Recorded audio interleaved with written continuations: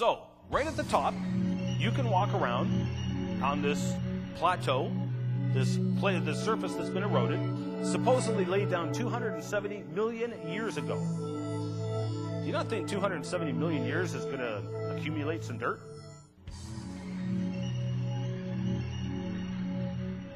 You think there's not going to be some erosion going on?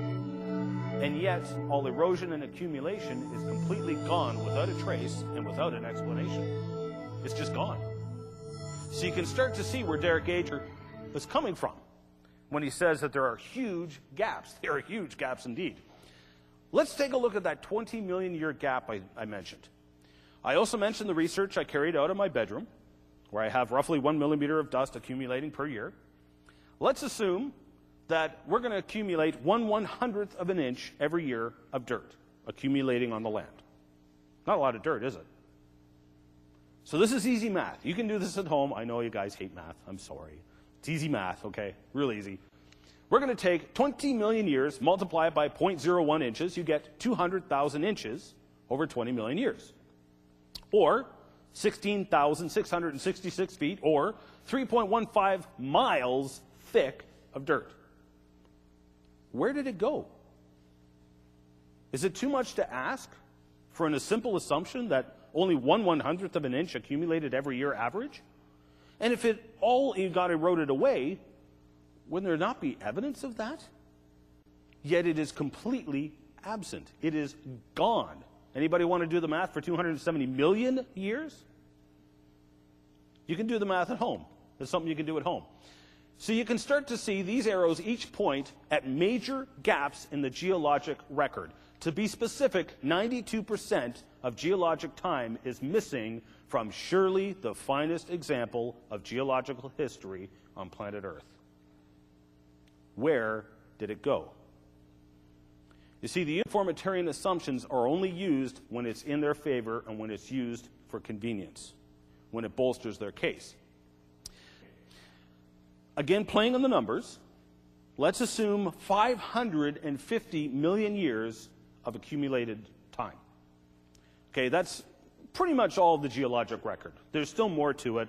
Some of that is up into the billions of years, but let's go with 550 million years. Again, let's go with metric, because I'm metric and it's way easier math. Let's assume that 1 millimeter of sediments accumulated every year, roughly the same amount that accumulates in my bedroom, okay, in 1 year.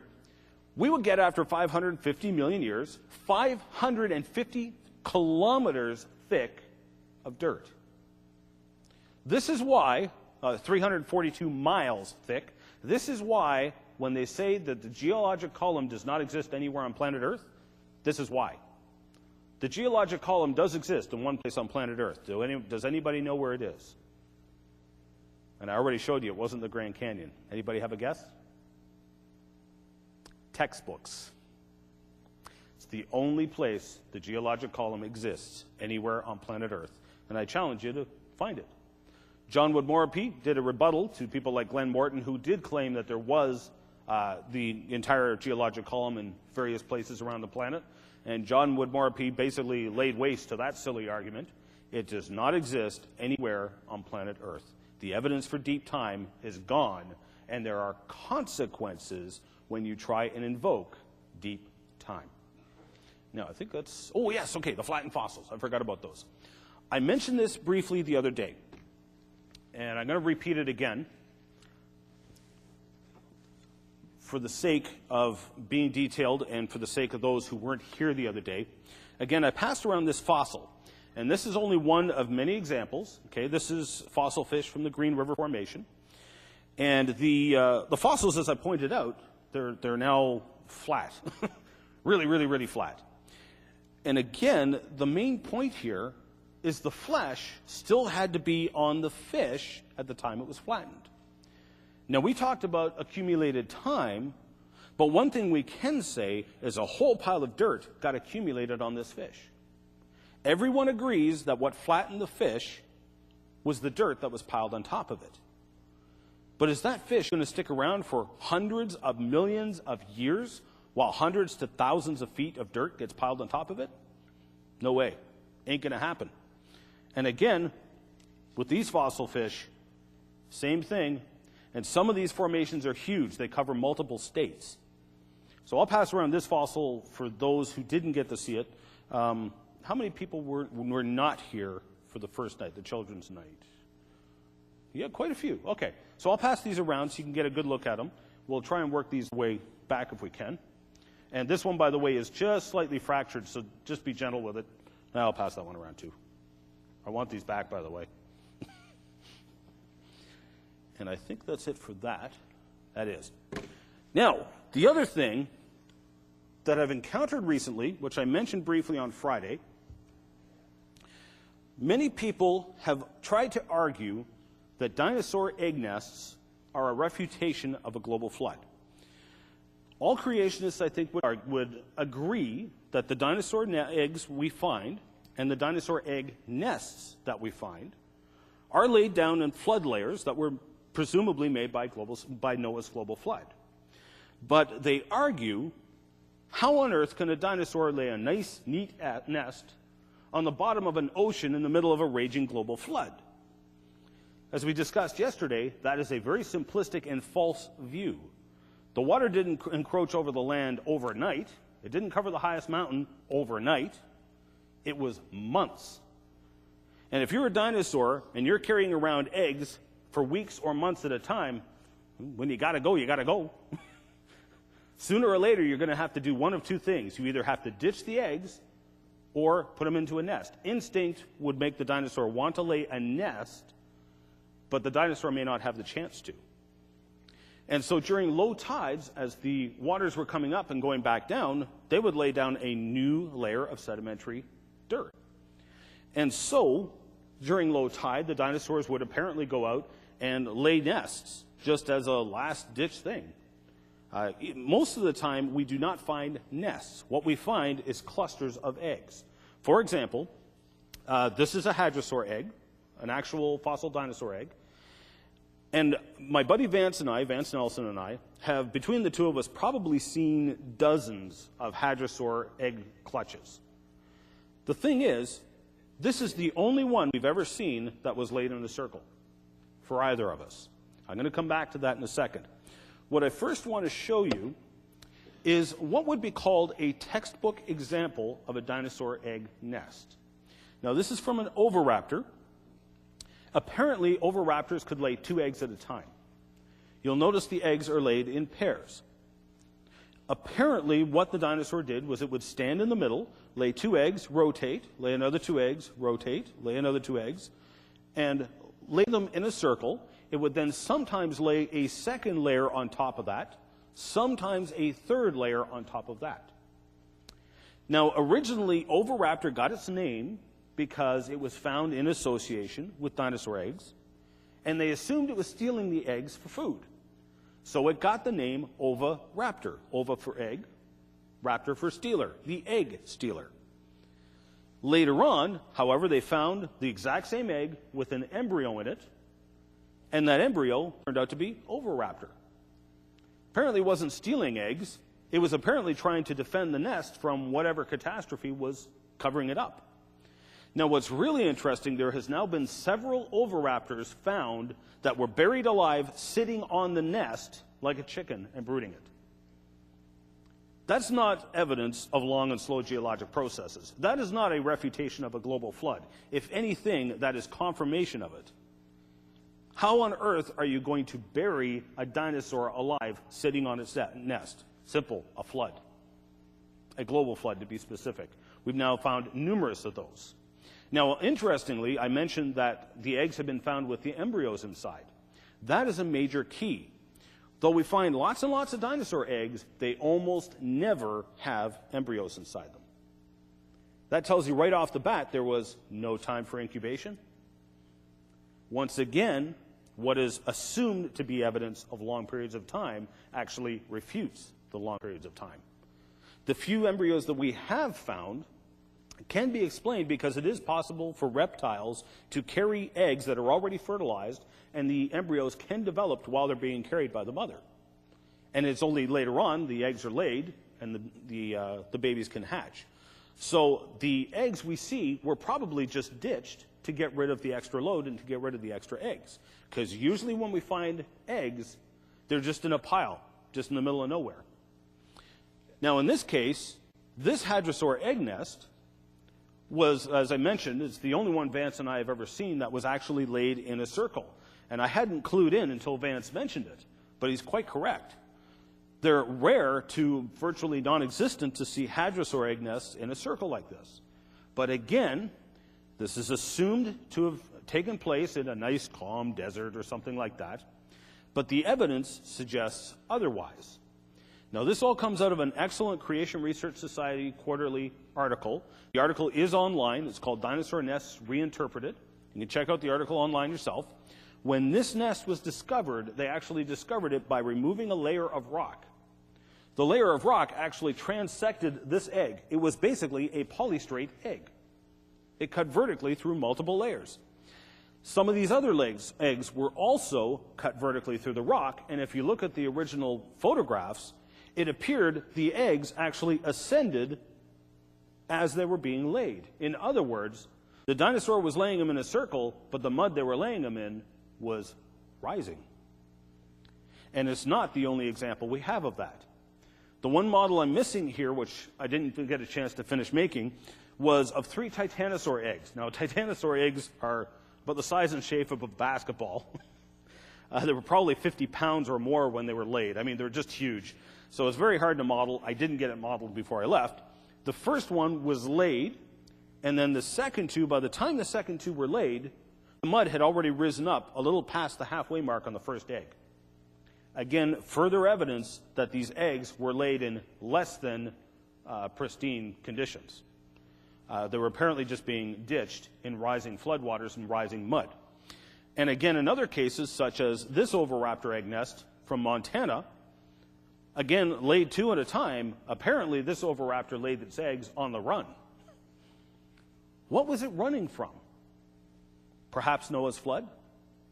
Perhaps it was getting off the beachhead during low tide, high tide's coming in, it's time to high tide it out of there? Perhaps. So these eggs were apparently laid, and this is the way they were found, they were apparently laid in a run. Now there's a dinosaur track site. If you ever get the chance to go to Dinosaur National Monument, which I talked about last night, in a different part of the park, they have a dinosaur track site called the Red Fleet Track Site. You can go and visit this site. It's open to the public. I documented hundreds of dinosaur tracks. Almost every single one of them all went due northwest. It was multiple layers, 6 different levels, 6 different layers of rock, all had dinosaur tracks on them, all going in the same direction. Now, they interpreted this as herding behavior and migratory behavior. Sure, that's a possible explanation. Or another possible explanation is they were all running from the same thing. Perhaps Noah's flood. Again, it is all evidence of catastrophe. Even dinosaur tracks speak of the catastrophe, the impending doom that overtook the earth. Now, what I'm going to do, I'm going to move along to the Paluxy tracks. I will cover these again in more detail later on. But I wanted to cover these real quick because the question arises, again, if you recall yesterday, according to evolution, dinosaurs were supposed to have become extinct 60 million years before humans ever evolved. So if we find evidence of dinosaurs and humans together, we have not only demolished the evolutionary model, we have verified the biblical account which says dinosaurs and humans were created on the same day. And so what I have here is a dinosaur track. I'm going to switch sides for a second here. It looks like a giant fossil chicken track.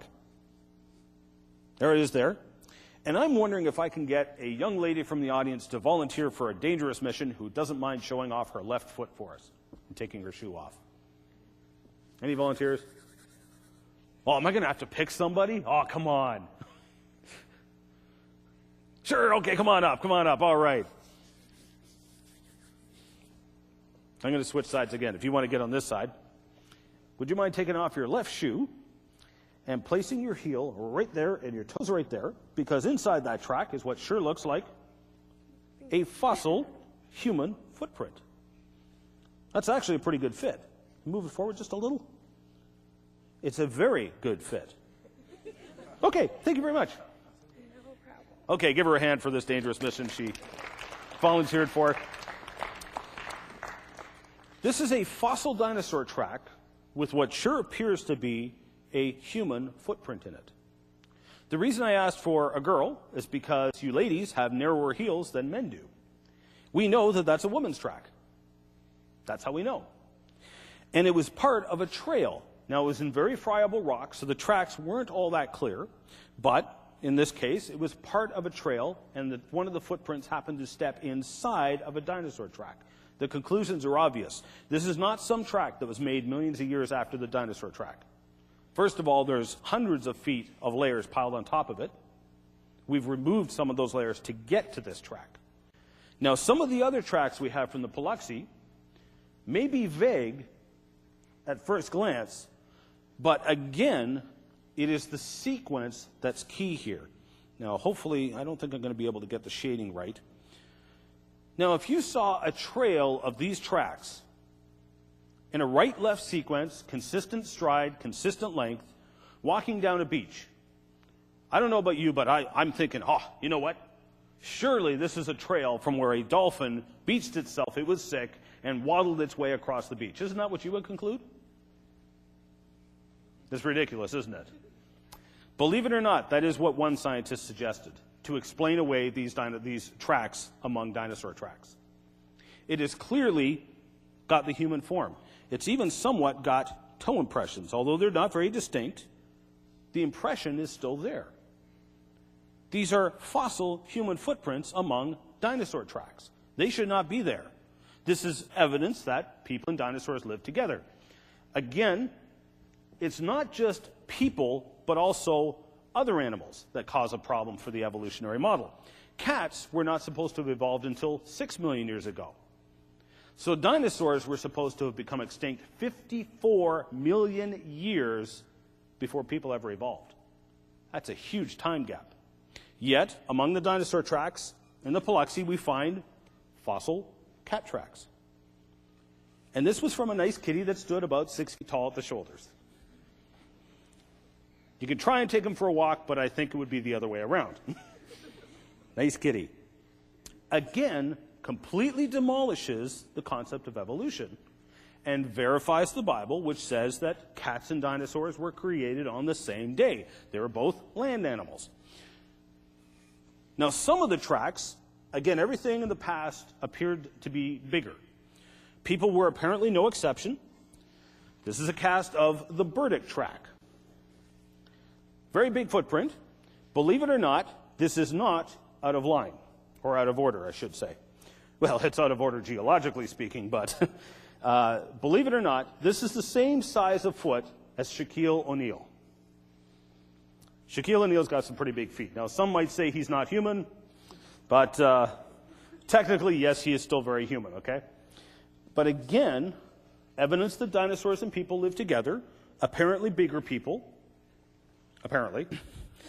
I'm going to show you later on, you can notice that the footprint has been cut several times. I'm going to show you photographs of those cuts later on. The reason they did that is to verify that it was a genuine track and not a carving.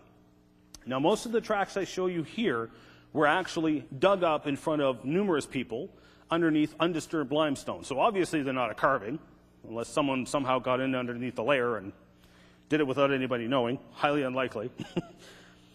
But again, this comes from Cross Branch.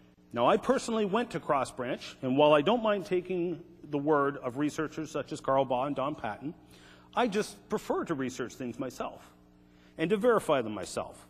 So I went to Cross Branch. I have had the privilege to get to study the original Burdick track.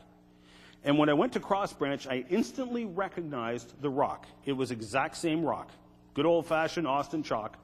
Don Patton examined the rock context within the track and matched it to one exact spot within Cross Branch.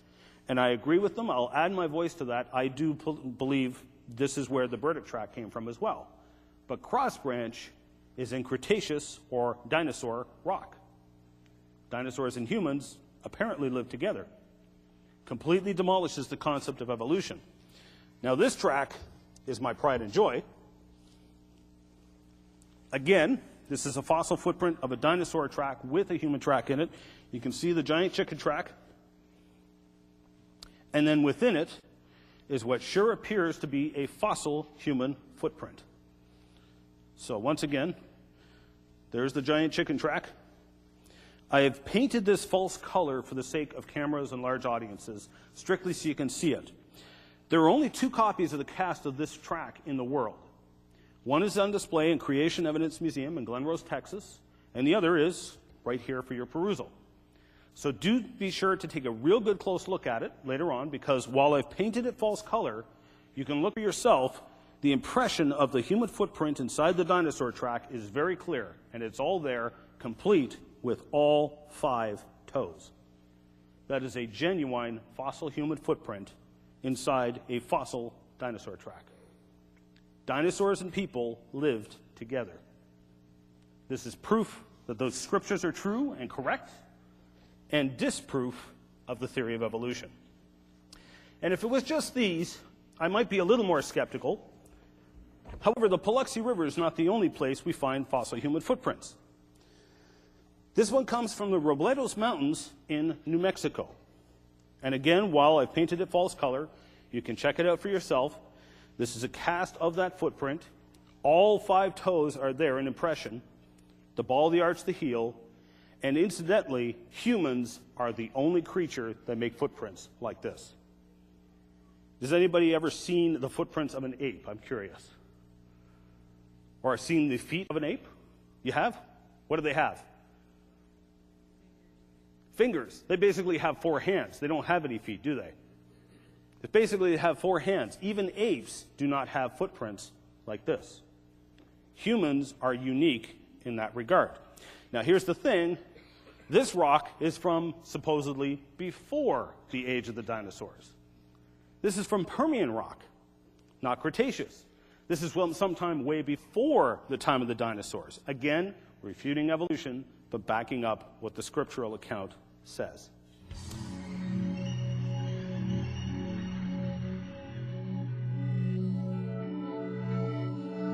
There's a table out front here. I forgot to mention it the other night. I'm a member of the Creation Research Society. The reason I want to emphasize it is because the CRS does incredible amounts of very, very important research, but they basically don't have much of an outreach program to the lay people. So nobody knows about them. Nobody knows about the research they do, but much of what I share with you over the past several days and the days to come comes straight from Creation Research Society. And so I'm just basically pointing out to them, pointing them out to people, calling their attention to them. If you can ship some funds to them to help pay for research. Research, unfortunately, costs a pile of money, but they really do need funding and support.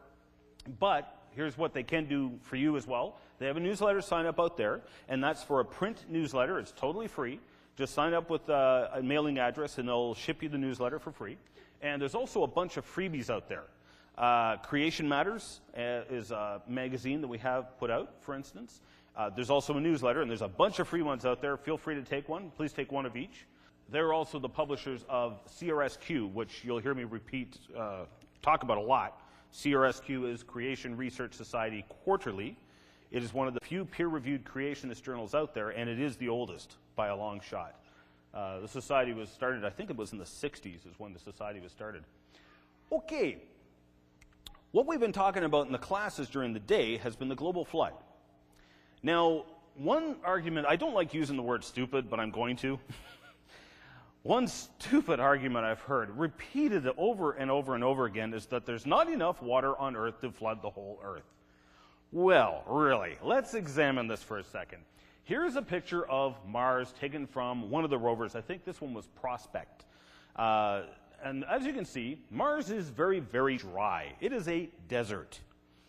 And here's the other one, panorama from the other rover. It is a desert. It is very dry. Lots of wind, lots of sand, no water. However, when you take a look at the planet, there's lots of water erosion. It's all over the place. Canyons, dendritic patterns, all kinds of stuff. And everyone agrees these were made by water. Lots of water. Now, Here's a major one on the red planet, Valles Marineris. While it's probably a tectonic split, again, there's piles of water erosion emanating in all directions from it. Lots of water involved here, lots of water. But when you stand back, it is a very dry desert planet. Now, let's switch to planet Earth. Planet Earth has lots of dendritic patterns formed by water. It has lots of canyons, some so big you can see them from space, such as the Grand Canyon. Huge canyons, but with one unique difference. It's got a lot of water. This is the watery planet. Now, please stand back and tell me one more time, because I like a good joke, that there's not enough water on planet Earth to flood the planet. It's a silly, silly argument. But I hear it over and over and over again, and I always make the comparison to the planet Mars, because we look at that, it's been flooded by water, the water's not there anymore, we have tons of water for a global flood. And we've been looking at the exhaustive evidence for a global flood in the classes the past couple of days here. Now, what I want to touch on tonight, and I hope I don't step on any toes, if I do, please bear with me. I do not mean this in condemnation of any way. I'm going to be blunt and matter of fact about the point, and I'm going to start off with the provocative question, can a Christian believe in evolution? And the short answer is, well, yes, of course. That doesn't have anything to do with your Christianity per se. However, it is inconsistent. I don't want to use the word hypocritical because that has different connotations, but it's borderline hypocritical to call yourself a Christian but believe in evolution. And I mean that with all due respect, because I know there are a number of Christians out there who have been fed the supposed overwhelming evidence for evolution and deep time, which does not fit into the Bible, but they figure, well, these scientists are right. If evolution is true, Christ and the apostles are either mistaken or liars. There's no getting around it. And if they're mistaken or lying about the past, why on earth should we trust them for the gospel message?